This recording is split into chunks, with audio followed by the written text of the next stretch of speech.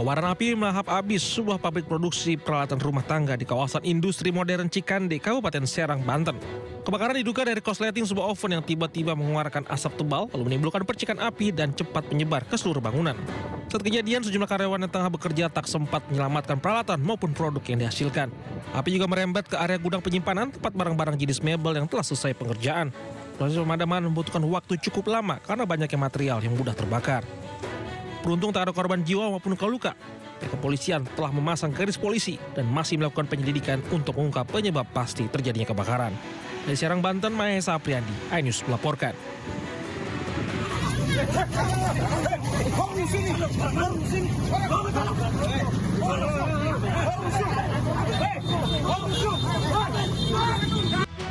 Ketegangan antara warga dan petugas terjadi saat alat berat hendak melakukan eksekusi di Jalan Raya Pulau Timaha, Babelan, Kabupaten Bekasi, Jawa Barat. Petugas yang tersulut emosi nyaris baku hantam dengan warga. Akhirnya petugas terlibat kejar-kejaran dengan warga hingga mengamankan beberapa orang yang dianggap sebagai provokator. Namun ketegangan mereda setelah petugas melepaskan warga tersebut. Aksi protes warga dilakukan lantaran pemerintah Kabupaten Bekasi tidak memberikan uang kompensasi terhadap pemilik bangunan. Padahal, warga mengklaim telah mengeluarkan uang hingga ratusan juta rupiah demi memiliki bangunan yang berdiri di tanah Perum Jasa Tirta tersebut. Meski sempat diwarnai kericuhan, eksekusi bangunan liar di sepanjang tepian sungai dan jalan Pulau Timaha tetap dilanjutkan. Tercatat sebanyak 420 bangunan liar menjadi sasaran petugas untuk dieksekusi dengan mengerahkan 12 unit alat berat. Bangunan yang kita gusur itu jumlahnya kurang lebih 420 ya. 420 yang ditertibkan 420. Itu rata-rata apa Pak bangunannya Pak? Ya rata-rata bangunan ya permanen, semi permanen ya, yang kita lakukan penertiban dan memang mereka berada di bantaran sungai ataupun di atas saluran irigasi. Pemerintah Kabupaten Bekasi rencananya akan melakukan normalisasi Sungai Pulau Timaha untuk mencegah banjir. Pemerintah juga akan mengembalikan fungsi lahan sebagai ruang terbuka hijau. Dari Kabupaten Bekasi, Jawa Barat, Didit Junaidi, iNews melaporkan. Kita ke informasi yang pertama, polisi kembali menggelar olah TKP kasus tewasnya diplomat muda dengan wajah terlilit lakban di Indekos Menteng, Jakarta Pusat. Petugas Dokpol, Inafis hingga Puslapfor Polri menyelidiki bagian dalam dan luar Indekos untuk mengetahui penyebab kematian sang diplomat muda. Pasca olah TKP, polisi membawa keluar beberapa barang bukti termasuk 2 koper dan paper bag dari TKP untuk penyelidikan lebih lanjut. Selain itu, polisi juga memeriksa sejumlah alat bukti lain seperti rekaman CCTV, alat komunikasi, dan laptop milik korban.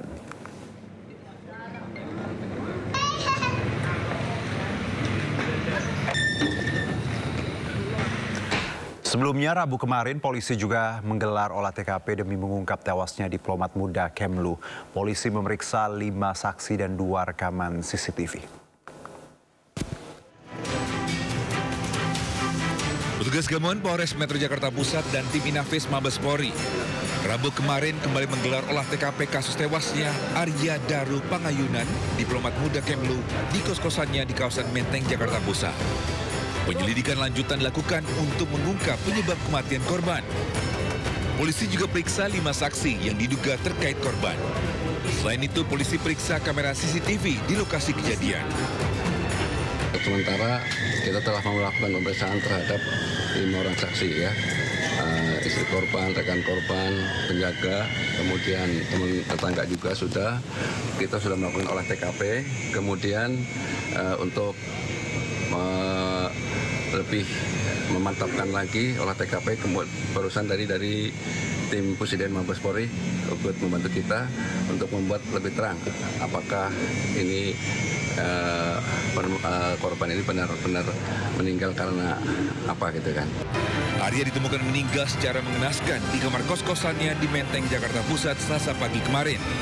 Saat ditemukan, kondisi kepala dan wajah korban dipenuhi lilitan lakban. Polisi juga mendapati kamar kos korban terkunci dari dalam dan tidak ada barang korban yang hilang.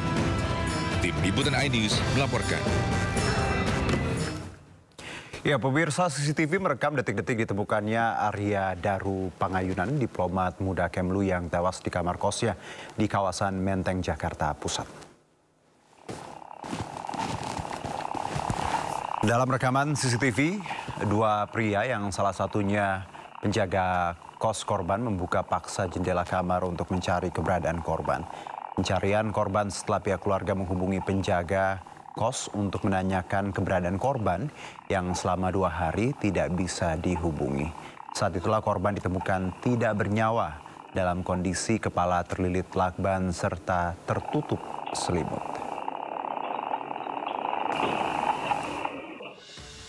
Sementara dalam rekaman CCTV sebelumnya, Arya Daru Pangayunan masuk ke dalam kamar kosnya pukul 23:23 waktu Indonesia Barat Senin malam 7 Juli 2025 lalu.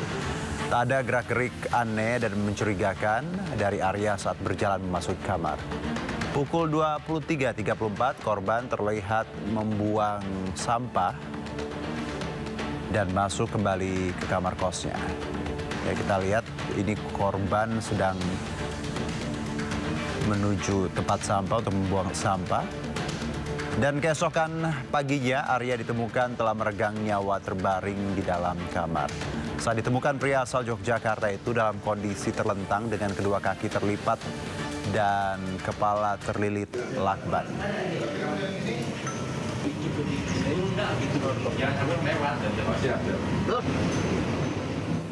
Kematian diplomat muda Kementerian Luar Negeri Arya Daru Pangayunan yang ditemukan tewas di kamar kosnya menyisakan misteri. Dan berikut kami hadirkan sejumlah faktanya.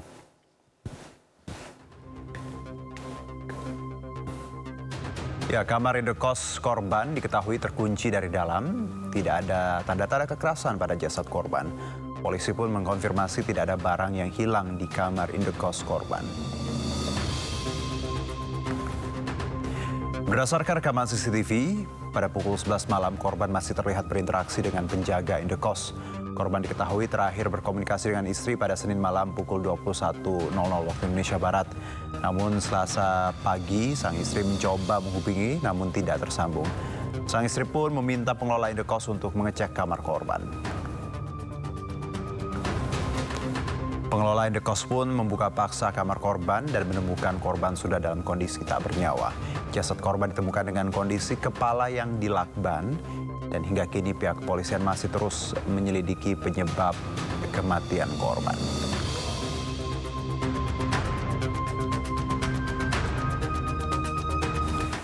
Hingga kini polisi masih menyelidiki kematian diplomat muda Arya Daru Pangayunan di Menteng, Jakarta Pusat. Tim penyidik tengah menunggu hasil uji laboratorium forensik untuk menentukan penyebab kematian korban.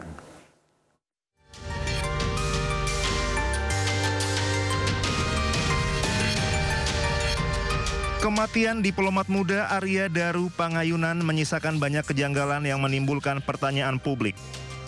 Polres Jakarta Pusat melakukan olah TKP bersama Pusiden Mabes Polri di Guest House Gondia, Menteng, Jakarta Pusat. Salah satu yang didapat dalam olah TKP ini adalah sidik jari Arya dari lakban yang melilit Arya. Selain itu, kamar korban menggunakan sistem penguncian digital berbasis kartu akses sehingga hanya Arya sendiri yang memegang akses tersebut. Proses penyelidikan penyebab kematian Arya Daru pun hingga kini masih dilakukan. Saat ini tim penyidik tengah menunggu hasil uji laboratorium forensik yang dilakukan. Sementara prosesnya masih dalam proses penyidikan. Masih banyak pemeriksaan yang akan kita lakukan, ya, pemeriksaan ahli maupun pemeriksaan terhadap ahli forensik termasuk CCTV. Jadi inilah yang sedang kita lakukan, Mas. Ya. Kita akan lihat hasil otopsi, ya. Kemudian kita akan lihat juga medical record beliau korban, ya kan. Kemudian kita akan cek juga ahli forensik terkait ke beliau di dalam sendiri kan gitu. Polisi juga telah memeriksa 5 saksi yaitu istri korban, rekan korban, penjaga kos, dan tetangga sekitar. Setelah polisi meminta keterangan dari istri korban, Arya Daru diketahui memiliki riwayat penyakit GERD dan kolesterol. Dari Jakarta Pusat, Roni Stone Sanjaya iNews melaporkan. Kementerian Luar Negeri menyampaikan duka mendalam atas meninggalnya Arya Daru Pangayunan. Kemlu menyerahkan proses penyelidikan penyebab kematian Arya kepada polisi. Luar Negeri beserta seluruh keluarga besar Kementerian Luar Negeri merasa berduka dengan telah berpulangnya saudara Arya Daru yang merupakan bagian dari keluarga besar Kementerian Luar Negeri. Dalam beberapa kesempatan terpisah, Bapak Menteri Luar Negeri sudah melakukan outreach kepada pihak keluarga untuk menyampaikan belasungkawa ini, dan juga secara kedinasan kami dari Kementerian Luar Negeri terus melakukan hal-hal yang sekiranya dimungkinkan untuk membantu pihak keluarga terutama dalam keadaan sulit saat ini. Adapun mengenai berbagai macam hal terkait masih adanya proses mengenai penyelidikan atau pencarian informasi lebih lanjut seputar meninggalnya saudara Arya Daru, sepenuhnya kami serahkan kepada pihak yang berwenang. Dan dalam hal ini tentunya kami akan terus memberikan dukungan yang dimungkinkan kepada pihak keluarga. Namun at the same time sebagai sebuah organisasi yang tentunya mengikuti hukum yang berlaku di Indonesia, Kementerian Luar Negeri akan menyerahkan sepenuhnya berbagai macam hal lain yang terkait dengan proses pencarian informasi yang saat ini masih terus dilakukan. Kita ke informasi berikutnya. Kematian Brigadir Nur Hadi masih menjadi sorotan. Usai atasannya ditetapkan sebagai tersangka, sosok wanita cantik juga disebut-sebut terlibat dalam kasus ini.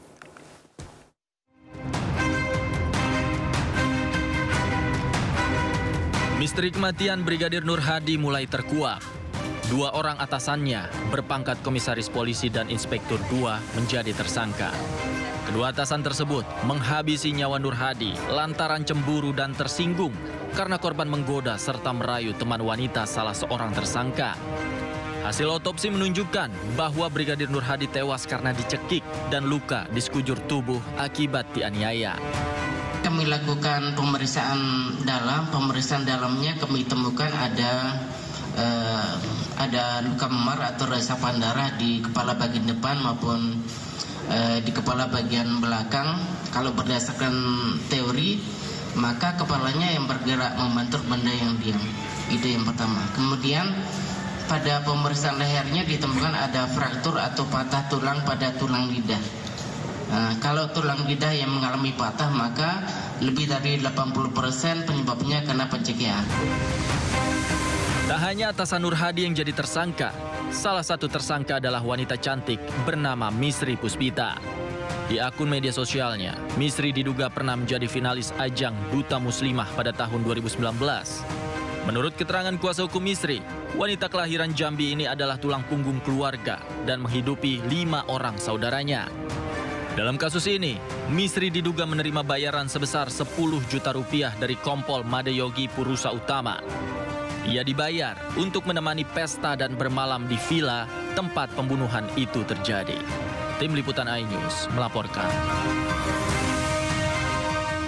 Pemirsa, setelah mendapat tekanan publik, Polda Nusa Tenggara Barat menetapkan 3 tersangka terkait tewasnya anggota Propam Polda NTB. 2 diantaranya anggota polisi berpangkat perwira.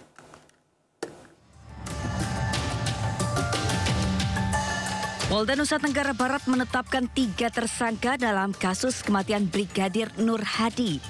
Korban diduga tewas karena dibunuh saat berlibur bersama 2 orang atasannya berpangkat perwira. Setelah mendapat tekanan publik karena penanganan kasusnya dinilai berjalan alot, polisi akhirnya menetapkan 3 orang tersangka terkait tewasnya anggota Propam Polda NTB.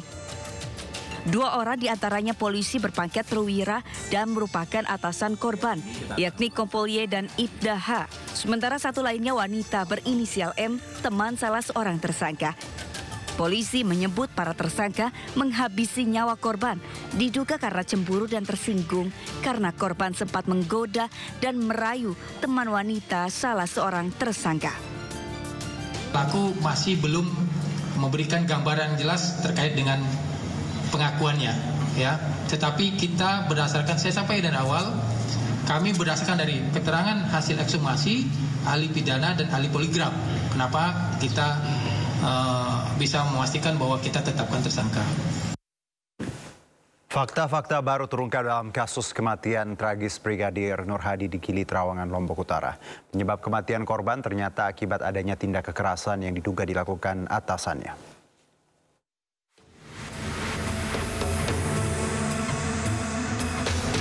Muhammad Nur Hadi, anggota BIT Propam Polda Nusa Tenggara Barat ditemukan tewas di dasar kolam salah satu villa di kawasan Gili Trawangan, Lombok Utara pada tanggal 16 April 2025. Pada penyidikan awal, korban diduga tewas karena tenggelam. Tragedi kematian polisi dengan pangkat brigadir ini sebulan ditutup oleh penyidik. Namun kuatnya dorongan publik terhadap pengungkapan kasus ini membuat polisi akhirnya bertindak. Dan berikut kronologi kematian Brigadir Nur Hadi. Pada hari Rabu 16 April 2025, Brigadir Nur Hadi bersama para pelaku datang ke salah satu villa di Gili Trawangan, Lombok. Di sana mereka menggelar pesta bersama teman wanita. Diduga disinilah para pelaku juga mengonsumsi narkoba. Kemudian pada pukul 20 waktu Indonesia Tengah, korban Nur Hadi berendam di kolam bersama pelaku dan teman wanitanya. Kombes Syarif menyebut Brigadir Nur Hadi diduga merayu teman wanita pelaku. Lalu pukul 21 waktu Indonesia Tengah, pelaku diduga menganiaya korban di dalam kolam hingga pingsan dan korban dibiarkan hingga akhirnya tewas. Kemudian pukul 21.20 waktu Indonesia Tengah, pihak villa menghubungi salah satu klinik. Korban sempat diberikan pertolongan pertama, namun kondisinya tidak memberikan respons. Korban dinyatakan meninggal dunia pada pukul 22.14 waktu Indonesia Tengah. Hal itu terungkap dari hasil otopsi. Penyidik kemudian memeriksa 18 saksi untuk mengungkap kasus itu. Tim Liputan iNews melaporkan. Ya, terkait kasus kematian Brigadir Nur Hadi, Komisioner Kompolnas Khairul Anam meminta kasus tersebut dibuka terang. Apakah terkait perilaku atau ada sangkut paut yang lain. Dan Kompolnas juga meminta Polri kedua perwira polisi dihukum berat. Pertama-tama, kasus ini harus dibuka terang. Apakah memang peristiwanya terkait perilaku? Artinya memang perilaku yang tidak baik oleh mereka, para anggota, sampai hilangnya nyawa, ataukah ini peristiwa-peristiwa yang masih ada sangkut pautnya dengan tugas dari anggota tersebut yang menjadi korban. Nah itu harus menjadi titik terang dulu. Yang kedua, apakah ini semata-mata penganiayaan sampai hilangnya nyawa, ataukah ini pembunuhan, ataukah ini pembunuhan berencana? Nah, standing itu juga harus dijelaskan. Ya, saya kira problem ini penting. Yang ketiga, bagi kami Kompolnas, kami berharap ya seberat-beratnya. Terakhir, kami berharap ya sinergi antara polisi, jaksa sama hakim dalam konteks melihat kasus ini juga clear. Ya, oleh karenanya kami sih berharap ya untuk pembelajaran siapapun kepolisian di Republik Indonesia ini, harapannya adalah sanksinya seberat-beratnya kalau dia terbukti bersalah. Ya, kita ke informasi lainnya. Pemirsa, Raja Minyak Muhammad Riza Khalid jadi salah satu tersangka dalam dugaan tindak pidana korupsi dalam tata kelola minyak mentah dan produk kilang pada PT Pertamina Subholding dan kontrak kerja sama 2018-2023. Selain Riza Khalid, Kejagung juga menetapkan 8 orang tersangka lain. Kejaksaan Agung menetapkan Riza Khalid sebagai tersangka dengan kaitannya sebagai beneficial owner PT Tai Kimra dan PT Orbit Terminal Merak. Namun saat ini Kejagung belum mengetahui posisi Riza Khalid. Terlebih Riza telah dipanggil beberapa kali namun tidak datang. Diduga Riza Khalid berada di luar negeri. Penyidik telah memanggil dengan patut namun hingga saat ini Riza Khalid tidak pernah menghadiri panggilan tersebut. Tersangka MRC selaku beneficial owner PT Tai Kimra dan PT Orbit Terminal Merak. Selain Riza Khalid, Kejagung juga menetapkan 8 orang tersangka lain. Tim Liputan iNews melaporkan.